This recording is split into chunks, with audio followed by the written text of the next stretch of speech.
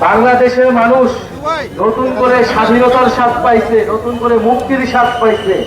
সেই গণঅভ্যুত্থানে তার সন্তান জীবন দিচ্ছে। সেই শহীদ রুবেল তার জীবনদানের মধ্য দিয়ে, তার রক্ত দেওয়ার মধ্য দিয়ে আমরা একটা স্বপ্নের কথা, একটা নতুন বাংলাদেশের কথা বলতে পারতেছি। আমরা স্বৈরাচারকে হটাইতে পারছি। শহীদ রুবেল মাত্র ক্লাস 7-এ পড়তো, সপ্তম শ্রেণীতে পড়তো, গার্মেন্টসের কাজ করতো নিজের পড়াশোনার খরচ মেটানোর জন্য। খুবই গরিব ঘরের সন্তান সেই রুবেল।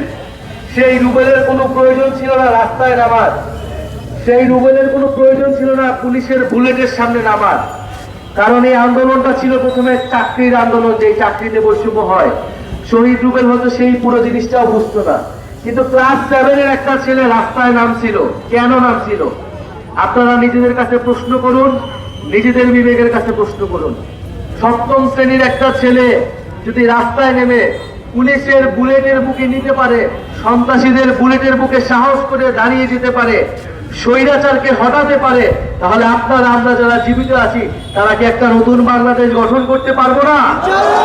এই যে সপ্তম শ্রেণীর রুবেল, এই যে বাচ্চা বাচ্চা ছেলেরা মেয়েরা শহীদ হইল, জীবন দিল, তাদের জীবনদানের বিনিময়ে হইল আমাদের এই একটা বাংলাদেশকে সুন্দর এবং স্বপ্নের গণতান্ত্রিক এবং বৈষম্যহীন হিসেবে গড়ে তুলতে হবে।